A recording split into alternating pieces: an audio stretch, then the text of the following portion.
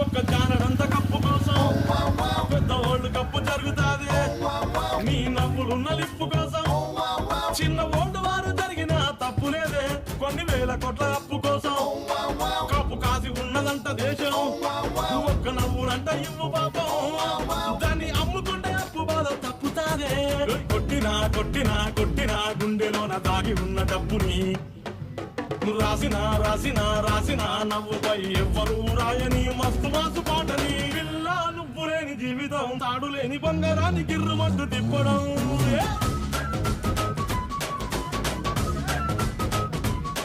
ఏ